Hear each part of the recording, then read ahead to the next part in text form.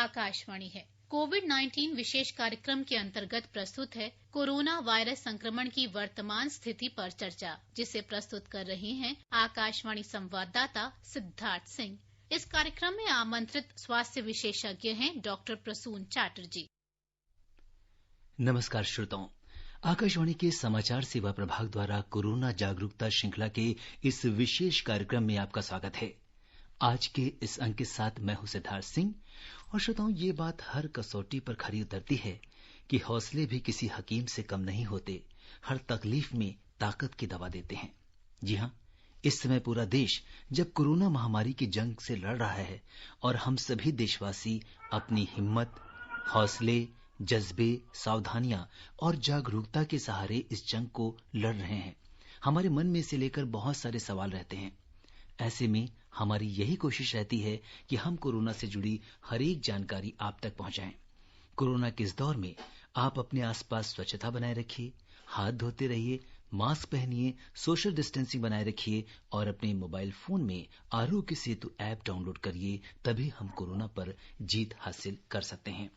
श्रोताओं, आज के इस कोविड-19 पर विशेष फोन इन कार्यक्रम में हमारे साथ चर्चा करने और आपके सवालों का जवाब देने के लिए हमारे साथ हैं अखिल भारतीय आयुर्विज्ञान संस्थान नई दिल्ली में डिपार्टमेंट ऑफ जीरियाट्रिक मेडिसिन में professor doctor Prasoon Chatterjee. Doctor साहब, हम आकाशवाणी के तमाम श्रोताओं की ओर से आपका अभिनंदन करते हैं और आज के इस कार्यक्रम में स्वागत करते हैं। धन्यवाद। श्रोताओं, कोरोना से संबंधित सवाल हमारे आज के एक्सपर्ट से टोल फ्री नंबर 1800-115767 और 011-233-14444 पर पूछ सकते हैं। अगर आप सोशल मीडिया यूज करते हैं तो आप हमारे ट्विटर हैंडल @AIR News पर #AskAIR पर अपने सवाल पोस्ट कर सकते हैं। और सबसे पहले डॉक्टर प्रसून, आपसे यही पूछना चाहेंगे कि जैसा कि हम देख रहे हैं इस समय देश में कोविड-19 की जो मौजूदा स्थिति है वो क्या है और आप इसे कैसे देखते हैं? देखिए, स्थिति तो अच्छी नहीं है, ये समझ में आ रहा है सबको, हमें भी। And it has multiple reason, मतलब lockdown is like more of in winning phase. Migrant labour एक जगह से दूसरे जगह चलने लगे हैं। ढीला तो हर जगह पे थोड़ा बरसाना पड़ रहा है क्योंकि लोगों को अपने काम पे भी वापस आना है। तो इस स्थिति में स्प्रेड और इन्फेक्शन स्प्रेड ज्यादा ही हो रही है और हमें जैसे एम्स में भी हमें मिल रहा है, बहुत सारे केस मिल रहे हैं जिनका प्रॉपर केस ट्रेसिंग नहीं हो पा रहा है कि कहाँ से इनको बीमारी हुई है जी। तो हमें बहुत सावधानी बरतना चाहिए अभी भी, और अननेसेसरी या तो बहुत छोटे छोटे कारण के लिए हमें घर के बाहर नहीं जाना चाहिए। और सोशल डिस्टेंसिंग की बात जो शुरू से किया जा रहा है, मेनली फिजिकल डिस्टेंसिंग, वो मेंटेन करना चाहिए। मास्क आप जरूर पहनिए। एवरीबडी शुड वेयर मास्क, चाहे वो कपड़े का मास्क क्यों ना हो, हमें कपड़े का ही मास्क पहनना है। और जब भी आपको कोई खांसी वगैरह कुछ हो तो आप डॉक्टर के संपर्क करिए, क्योंकि और प्रेजेंटेशन सिर्फ और खांसी वगैरह में नहीं रहा, बहुत सारे कार्डियक सिम्टम भी हो रहे हैं और कार्डियक डेथ भी हो रहा है कोविड-19 में। हमें कुछ पेशेंट ये भी मिल रहा है जिनको स्ट्रोक हो रही है जी। तो इसका प्रेजेंटेशन हमें धीरे धीरे समझ में आ रहा है। बट आप अगर फॉलो करेंगे, जब ये ट्रांसपोर्ट हो रहे माइग्रेंट लेबर, बहुत सारे इन लोगों के बीच में फिजिकल डिस्टेंसिंग मेंटेन करना हो नहीं पा रहे बहुत सारे कारण के लिए जी। तो इस सब में हमें कोई भी हमारे श्रोता जो भी सुन रहे हैं, तो इसमें हमें थोड़ा, आप कुछ भी करिए, कहीं पे भी जाइए, आपको भीड़ तो अवॉइड करना ही पड़ेगा, because you don't know who is the cases. ये बहुत इंपॉर्टेंट है और इसी को हम बोल सकते हैं कि कम्युनिटी में केसेस मिल रहे हैं, इसे कम्युनिटी स्प्रेड ही कहते हैं, यू कैन से दैट। जी डॉक्टर साहब, आप हमारे जो देश के जो सर्वश्रेष्ठ संस्थान हैं एम्स में एक बहुत ही महत्वपूर्ण डिपार्टमेंट जीरियाट्रिक मेडिसिन, जिसमें हम बुजुर्गों के बारे में उनका ध्यान रखते हैं, उनकी सेहत का ध्यान रखते हैं, उनका इलाज करते हैं। तो कोरोना में जैसा कि देखा गया है कि ऐसे लोग जो बुजुर्ग हैं या वो जैसा कि आपने कहा कि कार्डियक पेशेंट्स हैं, हाइपरटेंशन हैं, डायबिटिक पेशेंट्स हैं, तो किस तरह के मरीज आपके पास ज्यादा आ रहे हैं और उन ऐसे लोगों को किस तरीके से अपना ध्यान रखना चाहिए? देखिए, बात वही है कि जिनको पहले से कुछ ना कुछ बीमारी है, चाहे वो 45 से प्लस भी क्यों ना हो जी, जिनको मल्टीपल डिजीज है, स्पेशली जो बीमारी हमारा इम्यून सिस्टम को वीक करती है, जैसे डायबिटीज हो गया, क्रॉनिक किडनी डिजीज हो गया, क्रॉनिक हार्ट फेलियर हो गया, lungs problem, COPD, bronchial asthma है, तो उनको तो बहुत ही ज्यादा केयरफुल रहना चाहिए, क्योंकि मोस्ट इम्पोर्टेंट स्ट्रेंथ हमारे शरीर के अंदर इज आवर इम्यून सिस्टम। तो 45 प्लस से ही आपको दिखेगा मोर्टेलिटी की 60 प्लस, 70 प्लस, 80 प्लस तो definitely in a much more risk. इसलिए हमारी सरकार की तरफ से भी बार बार बोला जा रहा है कि 65 प्लस तो बाहर नहीं जाएंगे एट ऑल, नॉट इवन अगर लॉकडाउन हमारा खुल भी जाता है 31 तो उसके बाद भी उन लोगों को they should mostly stay at home. जितना ज्यादा वो घर में रह सकते हैं उनके लिए उतना सेफ है। प्लस जो उनके घर के परिवार के सदस्य जो भी है कम उम्र के, वो अगर बाहर भी जा रहे हैं तो उनको भी बहुत केयरफुल होना है। घर वापस आने के बाद जो भी घर में 65 प्लस है उनसे वो डिस्टेंस मेंटेन करें। तो ये बहुत इंपॉर्टेंट है और ये हमें मे बी और 15-20 दिन में और पता चलेगा कि स्थिति क्या होने जा रहा है। बट डेफिनेटली अभी तो आप केस के नंबर से भी आपको पता ही चल रहा है जी, we are getting lot of cases. Doctor साहब, जहाँ पे केसेस काफी संख्या में हमारे पास आ रहे हैं और ऐसे में जो हमारे देश में मरीजों के ठीक होने की जो दर है वो भी अभी हम देखें तो 42.89% है और पूरे वर्ल्ड के अगर हम कंपेयर करते हैं पूरे अन्य देशों की तुलना में काफी बेहतर मानी जा रही है ऐसे। तो आप किस तरीके से देखते हैं कि क्या कारण है कि हमारे देश में जो ठीक होने की दर है वो इतनी ज्यादा है? देखिए, बात यह है कि एक तो हमें लॉकडाउन का this is the positive effect of lockdown, you can से, कि वायरस को ज्यादा से ज्यादा एक जगह पे कंटेन किया गया। आप जब कोई भी एक जगह को कंटेन करते हो और उस जगह के ऊपर ध्यान रखते हो तो कोई भी अनटूवर्ड इफेक्ट होती है तो वो मेडिकल हेल्थ सिस्टम के नजर में आती है।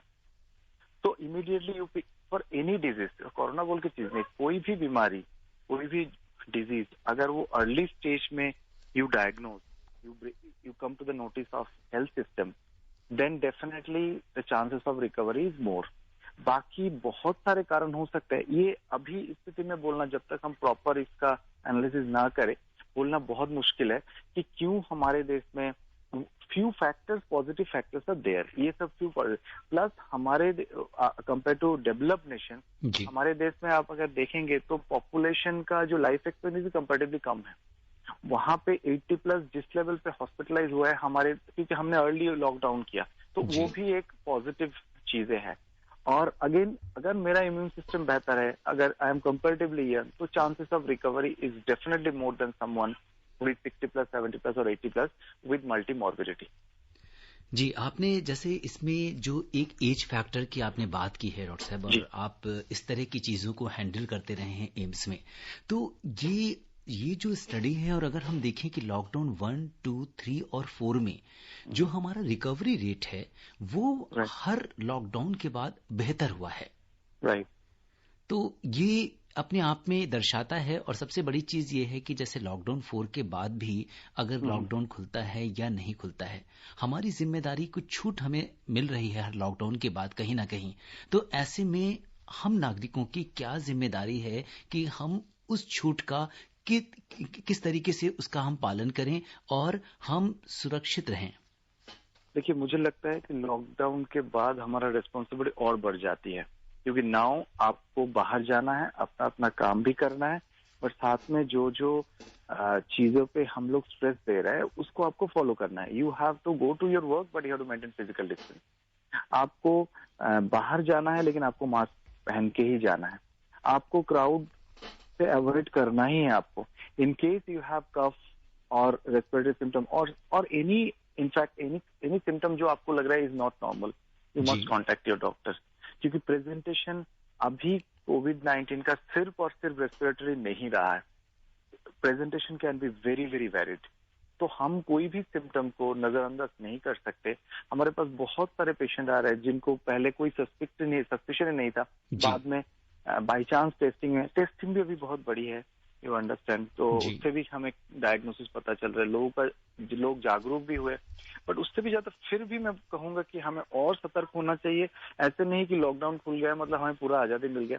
कोरोना अभी भी है, corona is in the air, and हम तो बोलते हैं कि कोई घर के बाहर जाए, घर के अंदर बाहर से जब अंदर आते हैं जी he or she must change all his dress, उनको शावर लेना चाहिए, जी उनको प्रॉपर तरीके से सैनिटाइज करके ही घर के अंदर जाना चाहिए। ये बहुत ही इम्पोर्टेंट चीज है। तो हमें और सतर्क होना है, नागरिक को हमें और सतर्क होना है लॉकडाउन खुलने के बाद, क्योंकि now we are exposed and this is actual test of our patience and practices जो हमने लास्ट 50-60 दिन में हमने सीखा है, राइट? जी डॉक्टर साहब, ये बहुत महत्वपूर्ण बात आपने कही कि लॉकडाउन में अगर हमें छूट भी मिलती है तो हमारी जिम्मेदारी पहले से कहीं ज्यादा बढ़ जाती है।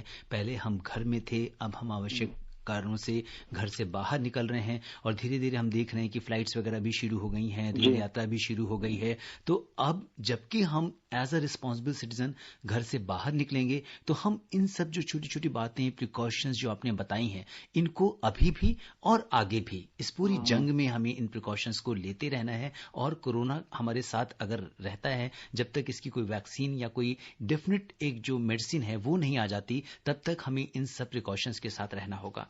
और डॉक्टर साहब, इस समय हमारे साथ फोन लाइन पे बहुत सारे श्रोता जुड़ रहे हैं और पहली कॉल हमारे पास मेरठ से शेर सिंह जी की आई है। हेलो शेर सिंह जी, नमस्कार, कार्यक्रम में आपका स्वागत है। हेलो शेर सिंह जी, आप हमारी आवाज सुन पा रहे हैं? हाँ जी, मैं ये जी। पूछ रहा था, कोई लैट्रीन में, जैसा कोई कोरोना का आदमी लैट्रीन में चला गया था टिफिन के बाद में, उसके बाद उनको अच्छा भी आदमी चला गया, तो क्या होता है, कोरोना हो सकता है? मैं आपको जी डॉक्टर साहब, ये पूछना चाह रहे हैं कि अगर हमारे फीकस से भी क्या ये इस इन्फेक्शन बढ़ सकता है अगर हम टॉयलेट शेयर कर रहे हैं किसी कोरोना पॉजिटिव व्यक्ति के साथ?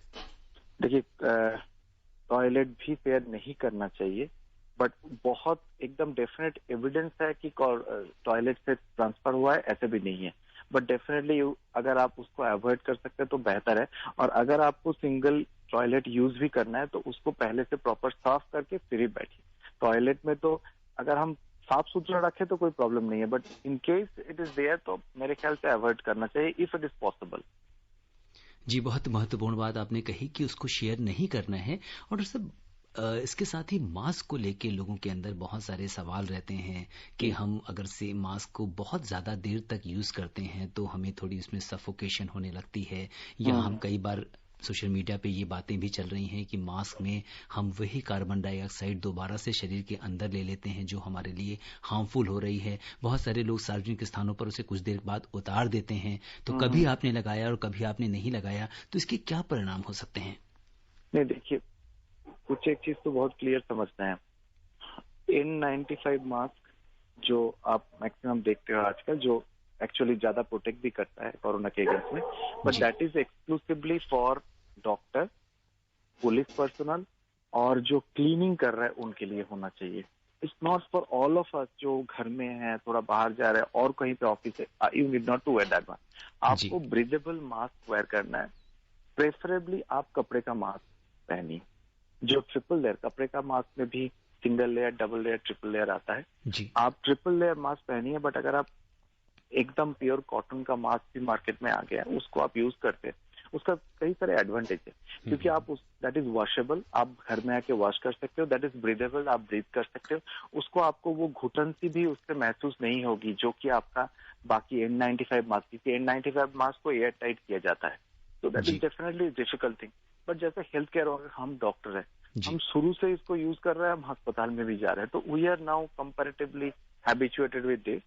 एंड ऑफ कोर्स अगर आप अकेले हो, क्लोज रूम में हो, प्रॉपर उसका वेंटिलेशन है, उस टाइम में आप मास्क खोल के रखते हो तो कोई दिक्कत नहीं है। But of course when someone is coming, कोई भी आपके रूम में आए, आपको पता नहीं है, जो भी हो आपको उनके बारे में कुछ भी पता नहीं, तो यू शुड वेयर मास्क, और जो आ रहा है उनको भी मास्क पहनना चाहिए। सो प्रेफरेबली आप कपड़े का मास्क यूज करिए। और साहब, ये N95 इसे क्यों बोलते हैं मास्क को?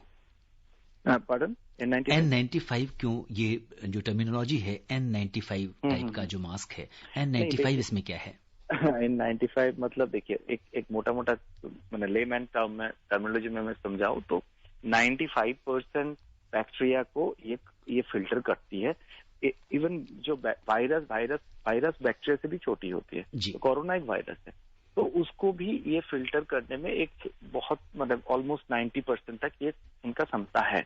As compare to normal virus, मैंने मास्क, सर्जिकल मास्क हो जाए, कपड़े का मास्क हो जाए, लेकिन पर्पस वो नहीं है। हम ये नहीं सोच सकते कि जो भी मेरे रूम में आ रहा है सबको कोरोना वायरस है अंदर में और वो मेरे ऊपर। देखिए, मैं इसमें एक चीज समझाना चाहूंगा। कॉन्टैक्ट का मतलब होता है कि हम 15 मिनट तक एक केस के सामने, केस मतलब जो पॉजिटिव हुए हैं कोरोना वायरस, जिसके अंदर वायरस खूब है, उनके साथ इंटरेक्ट कर रहे हैं विद इन 1 मीटर। मतलब इसलिए 1 मीटर की बात बार बार हम कर रहे हैं। तो विद इन 1 मीटर कोई है जो कोरोना पॉजिटिव है, वो भी मास्क नहीं पहना है, आप भी मास्क नहीं पहने हो, और वो तब आप यू आर एट रिस्क, क्योंकि कोरोना आपका बातों से भी हो सकते। बात करने के टाइम में भी हम लोग ब्रीदिंग कर रहे हैं, हमारे बात से कुछ सलाइवरी पार्टिकल भी निकल रहे हैं, उसके साथ वायरस जा सकती है। लेकिन आप समझिए 15 मिनट 1 मीटर से कम दूरी में विदाउट एनी प्रोटेक्शन आप अगर किसी के साथ एक्सपोज हो, तब उनको हम बोलते हैं एक्सपोज, नॉट बिफोर दैट। तो इतना भी डरने की जरूरत नहीं कि मैं कहीं पे गया क्या हो गया। और कपड़े का मास्क या सर्जिकल मास्क का मेन काम होता है बाकी बैक्टीरिया को रोकता है, लार्ज ड्रॉपलेट, लार्ज पार्टिकल को रोकती है। तो कोई भी वायरस इन्फेक्शन अगर आप में पहले से बैक्टीरियल इन्फेक्शन होती है, तो virus get opportunity to invade your system. जी डॉक्टर साहब, ये बहुत महत्वपूर्ण बात आपने कही कि 2 गज की दूरी है बहुत जरूरी, तो इसको हमें फॉलो करना है और हमें डरने की जरूरत नहीं है, प्रिकॉशन लेने की जरूरत है। और इस बीच हम रुक करते हैं राजस्थान में जयपुर का, जहां से जुड़ गए हैं हमारे साथ मनोज। हेलो मनोज जी, नमस्कार। हेलो जी मनोज जी कार्यक्रम में आपका स्वागत है। मनोज जी, अपना सवाल पूछिए। सर, मेरा ये सवाल था कि एक तो इंक्यूबेशन पीरियड कितना होता है ये कोरोना वायरस के लिए, जी और एक मेरी बॉडी में जैसे कि कोरोना वायरस एंटर कर जाता तो कितना दिन सर्वाइव करता है वो? ये 2 सवाल। देखिए, मैं आपको बता दूं, ये भी बहुत वैरिड है, बट ऑन एन एवरेज हम बोलते हैं कि 7 से 14 दिन तक, इसलिए 14 दिन का क्वारंटाइन कंसेप्ट है। बट अगर आपके शरीर में वायरस एंट्री हुआ, किसी को 2 दिन बाद सिम्टम हुआ है, किसी को 7 दिन बाद सिम्टम हुआ है, बट जितना स्टडी हुआ है उसमें देखा गया मैक्सिमम वायरल लोड जो आपके शरीर में होता है वो 10th डे में होता है, 10 to 11 डेज में। जी तो किसी के पास से भी अगर जब संक्रमण हुआ, उसका 10-12 दिन तक बहुत ही क्रूशियल है। और केस को मतलब किसी को एक्सपोजर हुआ है तो हमें उनको बहुत ही केयरफुली ऑब्जर्व इसलिए करना है क्योंकि इसमें बहुत सडनली पेशेंट डिटोरेट कर रहा है। मतलब हेल्दी है क्योंकि मैंने कहा जैसे कि 10 दिन तक ये वायरस हमारे शरीर में मल्टीप्लाई होता है, 10th डे में इसका लोड बहुत बढ़ जाती है सडनली। तब कुछ कंसेप्ट है, साइटोकाइन स्टॉर्म हो के रेस्पिरेटरी इन्फेक्शन, कुछ नया कंसेप्ट आ रहा है इटली से कि इसमें DIC मतलब थ्रोम्बोसिस हो के भी किसी की डेथ हो रहा है, कार्डियक अरेस्ट हो रहा है, स्ट्रोक हो रहा है। तो वो तो मैकेनिज्म बहुत तरीके है। तो एनीबडी अगर आपको सस्पिशन भी है कि आपने किसी के आसपास गया है तो आपको 14 दिन अपने आप को थोड़ा अलग रखना बेहतर है सबके लिए। और डॉक्टर साहब, इसमें जैसे रेट ऑफ जो मल्टीप्लिकेशन है इस वायरस का, क्या ये डिफरेंट इंडिविजुअल में अलग अलग रेट ऑफ मल्टीप्लिकेशन है या एक स्प्रेड होने का जो तरीका है हर ह्यूमन में वो एक जैसा है? नहीं, वो भी डिफरेंट होता है ना, it depends on your system. मैं आपको बताऊं कि उदाहरण दूं कि सीनियर सिटीजन को उतना वायरल लोड की जरूरत नहीं है, उससे पहले ही उनका सिस्टम डाउन हो जाता है। मैं आपको उदाहरण दूं, fever is actually manifestation of my immune system response. मैं मोटा समझाने की कोशिश करूँ तो जिसके पास इम्यून सिस्टम उतना स्ट्रांग नहीं है, जिसका साइटोकाइन रिलीज बहुत धीरे धीरे हो रहा है, कम हो रहा है, वो तुरंत फीवर प्रेजेंट नहीं करता है। इसलिए एल्डरली में फीवर प्रेजेंटेशन बहुत कम होता है, not only for corona virus. Most of the infection senior citizen में उतना जल्दी बुखार नहीं आता है, लेकिन बड़ा इन्फेक्शन उनके अंदर में हो सकता है। तो ये जो पहले शरीर के अंदर वायरस एंट्री हुआ, उनका जो सरफेस प्रोटीन है उनको हमारे बॉडी रिकॉग्नाइज किया, then obviously anybody's immune system will try to fight against that surface protein. तो ये फाइट होता है ना कि एक फाइट में संत होके फाइट हो गए, एक बहुत चिल्ला मिल करके फाइट होता है। तो it depends all depends differently. और उनका जो एंटीजन का माने जो वायरस का जो जो कोडिंग है वो जिसको जेनेटिक कोडिंग बोलते हैं, उस कोडिंग को हमारे शरीर कैसे रिएक्ट कर रहा है, कैसे रीड कर रहा है, उसके ऊपर भी डिपेंड कर रहा है किस लेवल पे ये मल्टीप्लाई होगी। जी, ये बहुत महत्वपूर्ण जानकारी डॉक्टर साहब आपने हमें दिया। और अब हमारे साथ जुड़ गए हैं राजेश नरसिंहपुर से। हेलो राजेश जी, नमस्कार। कार्यक्रम में आपका स्वागत है, अपना सवाल पूछिए। जी राजेश जी, अपने रेडियो सेट की आवाज थोड़ी धीमी कर दीजिए, डॉक्टर साहब से सवाल पूछिए। जी जी राजेश बताइए। जी, सबसे पहले मैं नमस्कार करता हूं आपको। नमस्कार। और मेरा आज का ये प्रश्न है कि मैं ग्राम सिंहपुर बड़ा जिला नरसिंहपुर का निवासी हूं, और यहाँ पर क्या है, पानी में कैल्शियम की मात्रा बहुत ज्यादा होने से क्या कोई कोरोना संक्रमण फैलने की संभावना पानी से भी हो सकती है क्या? दूषित पानी से भी हो सकती है क्या? अभी तक ऐसा कुछ ये वाटरबॉर्न डिजीज नहीं है, ठीक है, लेकिन पानी अच्छा पीना तो सबके लिए अच्छा ही है, ठीक है। This is not waterborne disease, अभी तक ऐसा कुछ नहीं मिला है हम इसके ऊपर बोले। लेकिन फिर भी आप देखिए, जब आपने पानी किस पतीले में आप रख रहे हो, वो कितना प्रोटेक्टेड है, उसके आसपास कोई पेशेंट आया है कि नहीं, उसके सामने किसी ने खाता है कि नहीं। रही बात आपका कैल्शियम की मात्रा के साथ पानी का, उसके साथ कोई संबंध नहीं है, उसमें आपको डरने की कोई जरूरत नहीं है। बिल्कुल, हम अपने कार्यक्रम में पूरी कोशिश करते हैं कि अपने एक्सपर्ट से आपके मन में जो भी सवाल हैं, जो भी डाउट्स हैं, उनको पूरी तरह से उनको क्लियर कर सकें। और जो श्रोता हमसे अभी जुड़े उन्हें बता दें कि कोरोना जागरूकता के इस विशेष फोन इन कार्यक्रम में आज श्रोताओं के सवालों का जवाब दे रहे हैं। हमारे साथ हैं अखिल भारतीय आयुर्विज्ञान संस्थान नई दिल्ली में डिपार्टमेंट ऑफ जेरियाट्रिक मेडिसिन में प्रोफेसर डॉक्टर प्रसून चैटर्जी। और अब इस समय पुंछ से हमारे साथ प्रेम कुमार जी जुड़ चुके हैं। हेलो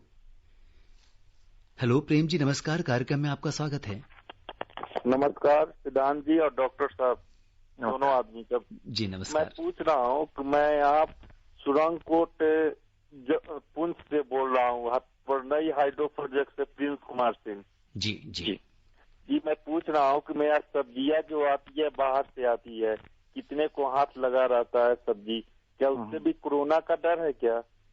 देखिए, सब्जी बाहर से जो आ रहा है इसके ऊपर आपको ध्यान देना पड़ेगा, क्योंकि आपको आप खबर मिलेगा, देखो आप बहुत सारे कुक को कोरोना हो रहा है। तो सब्जी डेफिनेटली, सब्जी ओपन स्पेस में रहता है, मंडी में सब्जी पूरा ओपन रहता है, वहां पे किसी ने खांस दिया, थूक दिया, है ना, तो आपको बहुत केयरफुल होना है। सब्जी बाहर से लाने के बाद आपको रनिंग वाटर में बहुत अच्छी तरह से धोना है। कुछ लोग रेकमेंड करता है उसको hypochloride solution detergent, I will not say that, लेकिन आप पानी में पूरा, अगर बहुत सारे पत्ते हैं तो एक एक पत्ते को आप साफ करिए प्रॉपर तरीके से। Running water is enough to clean it, क्योंकि एनीवे सब्जी आप पका के ही खाओगे। When you are boiling anything उसमें डिस्टर्ब होगा, लेकिन वही मुश्किल है कि अगर सब्जी को आपने प्रॉपर, रॉ वेजिटेबल्स को आपने प्रॉपर साफ नहीं किया पानी में, तो वो कैरी कर सकते हैं, और वहां से कुक के हाथ से आने के बाद वो कंटेमिनेट हो सकता है, हाथ से मुंह में या नाक में जाके कंटेमिनेशन हो सकता है। तो यहाँ पे भी केयरफुल, बाहर से कुछ भी है उसको आप साफ करो प्रॉपर तरीके से। जो आप स्टेरिलाइज कर सकते हो, पैकेट में जो चीज है पैकेट को आप स्टेरिलाइज, सब्जी को आप स्टेरिलाइज नहीं कर सकते उस हिसाब से। और डॉक्टर साहब, कई बार हम सैलेड खाते हैं, उसमें सब्जी कच्ची ही खानी पड़ेगी, तो उस केस में हमें क्या करना चाहिए? नहीं, उस केस में भी सैलेड को भी आप देखो, रनिंग वाटर में छोटा सा तो वायरस है, आप रनिंग वाटर में जब उसको हाथ से साफ कर रहे हो तो उससे निकल जाएगी, लेकिन हाँ, रनिंग वाटर में आपको प्रॉपर तरीके से साफ करना है। ऐसे नहीं कि इधर उधर हो गया, आपने पूरा पानी के डेगची में रखा, उसको पूरा उसके अंदर ले, जैसे हम साफ करना जिसको बोलते हैं, घिस के साफ करना, वैसे इसको प्रॉपर साफ करना। नथिंग टू वरी कि इट इज ओपन, हम रॉ खा रहे हैं, बट साफ करके खाइए।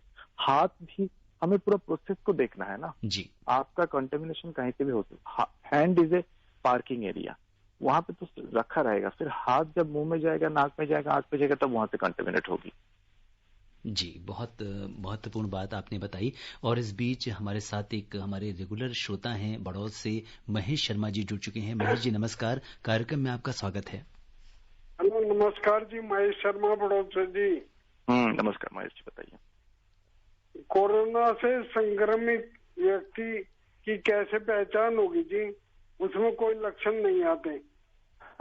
जी, एसिम्प्टोमेटिक है तो ये कठिन है, इसलिए महेश जी हम सबको बोल रहे हैं, सब सावधानी बरतें, क्योंकि हमें पता नहीं कौन केस है जो आपके घर में आ रहा है, जो आपका दोस्त है, जो आपके आसपास घूम रहा है, जो आपका ऑफिस का स्टाफ है, उसमें से कोई भी हो सकता है।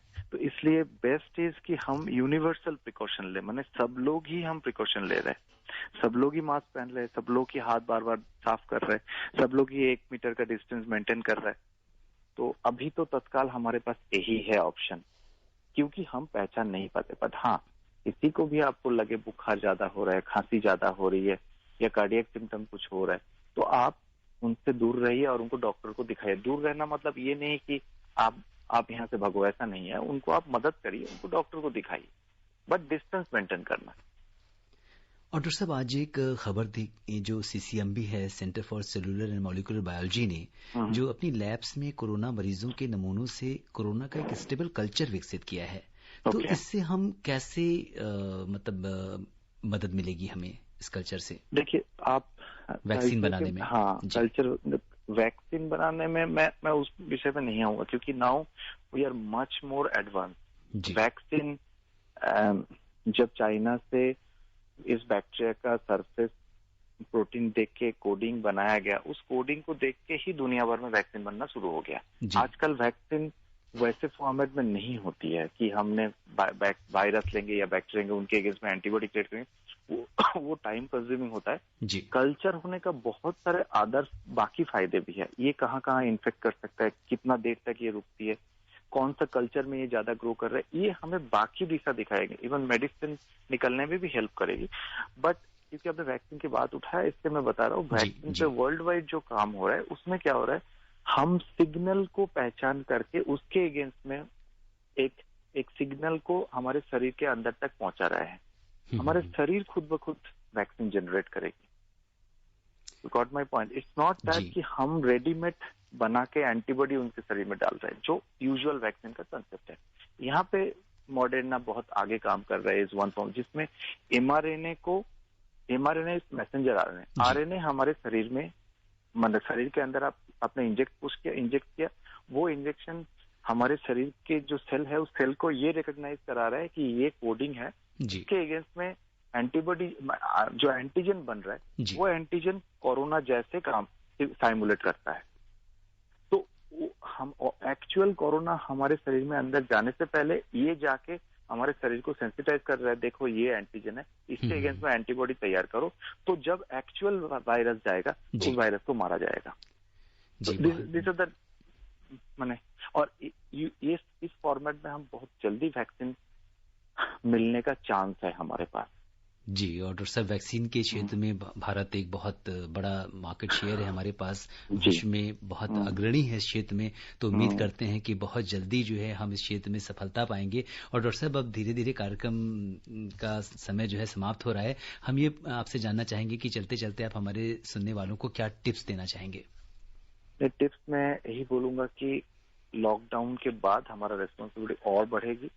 हमें सब कुछ करना है, लेकिन हमें ये समझना है it is a new normal for us. और हमें जो लॉकडाउन के टाइम में जो हमने सीखा, जो हमने प्रैक्टिस रोज करते गए, उसको हमें कंटिन्यू करते रहना है। कोरोना वैनिश हो गया ऐसा नहीं है, कोरोना हमारे साथ है। बट अगर हम 1 मीटर की दूरी बरताए, अगर हम कफ एटिक्वेट मेंटेन करें, हैंड हाइजीन बार बार मेंटेन करें, क्राउडेड प्लेस ना बनाए और अननेसेसरी ना जाए। देखिए, हम लोग 7 दिन बहुत सारे रेस्ट्रिक्ट करके भी हम अच्छे हैं, हम स्वस्थ हैं, हम ठीक काम कर रहे हैं जी। तो आप लाइफ में डिसिप्लिन रखिए और इसको फॉलो करते जाइए। तो ऐसा नहीं है कि corona is something which will destroy human race. बहुत लोग ठीक भी हो रहा है और 80% तो एसिम्प्टोमेटिक ही है। बट कोई भी लक्षण आए आप उसको छुपाइए मत, आप तुरंत डॉक्टर से बात करिए। और अगर आपके पास बीमार है, कोई बीमार से ठीक भी हुआ है, तो उनको आप स्टिग्मेटाइज नहीं करिए कि भाई तुमको कोरोना हुआ। तो कोरोना बिल्कुल नॉर्मल हो जाते हैं, वो एकदम नॉर्मल है। जी, आपने बिल्कुल बहुत सही बात कही। समय की थोड़ी कमी है। आप हमारे कार्यक्रम में आए और आपने श्रोताओं के तमाम प्रश्नों का उत्तर दिया। डॉक्टर प्रसून, आपका बहुत बहुत शुक्रिया। Thank you. और श्रोताओं, अब हमारे कार्यक्रम का समय यहीं समाप्त हो रहा है। मुझे दीजिए अनुमति। नमस्कार।